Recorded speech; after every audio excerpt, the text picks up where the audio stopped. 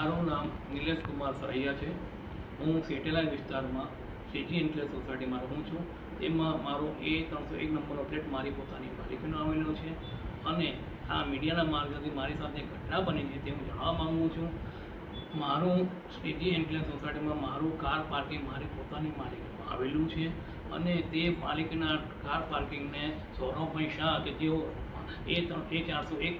રહે છે તેઓ બળદરિયામાંથી ધાક ધમકીથી મને ધમકી આપીને મારી કને પાર્કિંગ પડાવી લેવાની વૃત્તિ ધરાવે છે, પણ હું એમની ધમકીને વશ થતો ન હોવાને તેમને મારા સાથે મારામારી કરી।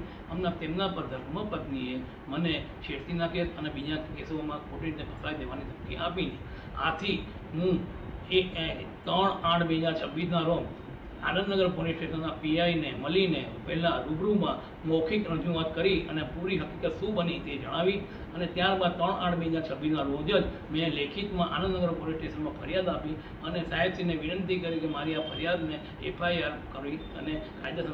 પગલાં લેવું। પણ અને ત્યાર પછી મને 4 થી 5 વાર સિનિયર સિટીઝન હોવા ઉપરાંત હું 62 વર્ષનો હોવાથી છતાં મને વારંવાર 5 થી 6 વાર પોલીસ સ્ટેશને બોલાયા, પણ મારી વિનંતીને ધ્યાનમાં લીધા વગર સાહેબને ફક્ત સમાધાન કરવામાં રસ હોવા છતાં એટલે મેં સાહેબથી મને સમાધાન કરવામાં કોઈ વાંધો નથી, પણ મેં સાહેબશ્રીને કીધું કે ભવિષ્ય મારી સાથે મારામારીનો અથવા તો છેડતીનો બનાવ બને અને મારા ખોટા કેસ મારી પ્રતિષ્ઠાને હાનિ પહોંચે તે માટે આપ મારી ફરિયાદને FIR કરી અમને કાયદેસરમાં કડક પગલાં લેવાનો આ હું આપ